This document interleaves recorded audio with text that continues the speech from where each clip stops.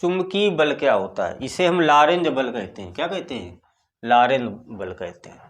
तो देखो, तो जब कोई आवेशित कण चुंबकीय क्षेत्र में गति करता है, मान लेते हैं ये चुंबकीय क्षेत्र है, इस तरीके से हम डिनोट कर रहे हैं चुंबकीय क्षेत्र को, ये है आपका चुंबकीय क्षेत्र, एक समान चुंबकीय क्षेत्र, कुछ भी मान लेते हैं।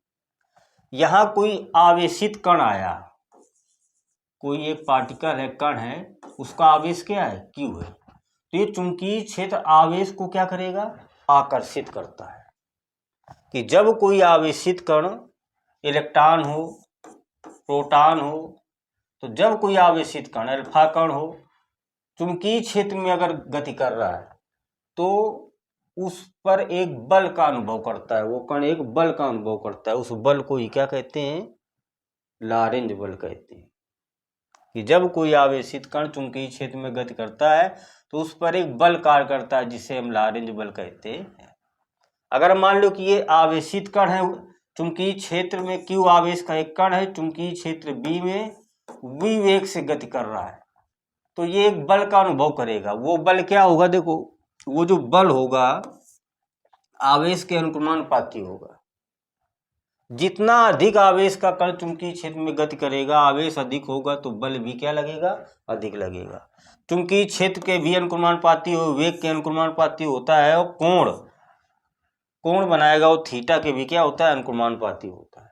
तीनों को मिला देंगे तो आ जाएगा F proportional QVV sine theta. Proportional का चिन्ह नितांक के आ जाएगा, QVV साइन थीटा। के का मान हम क्या ले लेंगे? 1 ले लेंगे, तो बल कितना लगेगा? F बराबर QVV साइन थीटा, ये आ जाएगा बल। इसे हम कहते हैं लॉरेंज बल। कि जब कोई आवेशित कण चुंबकीय क्षेत्र में गति कर रहा है तो उस पर एक बल कार्य करता है, जिसे हम क्या कहते हैं?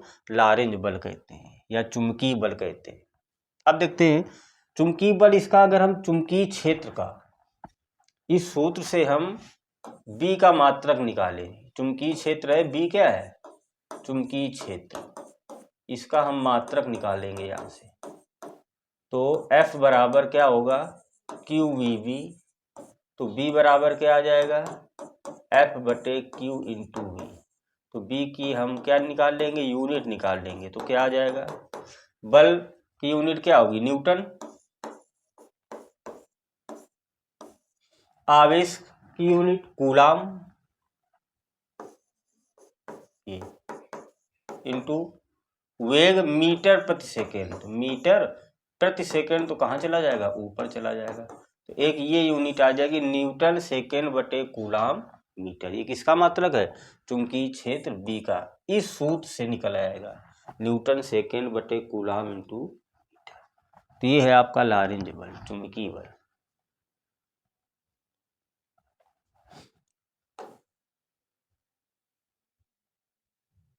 देखो, ये मात्रक दिखाया गया चुंबकीय क्षेत्र B का मात्रक। तो F का मात्रक क्या होगा? B बराबर दिया है F बटे Q इंटू V। ये हो जाएगा इसका न्यूटन, आवेश का कूलाम, और वेग का मीटर प्रति सेकेंड कहाँ चला जाएगा? ऊपर चला जाएगा। तो ये इसकी क्या हो जाएगी? यूनिट। और SI यूनिट क्या होगी इसकी? SI यूनिट क्या होगी? टेस्ला होगी, टेस्ला। चुंबकीय क्षेत्र का जो कैपिटल T, टेस्ला। चुंबकीय क्षेत्र का मात्रक SI पद्धति में क्या होता है? SI या MKS पद्धति में क्या होता है? टेस्ला होता है। लेकिन CGS पद्धति में क्या होता है?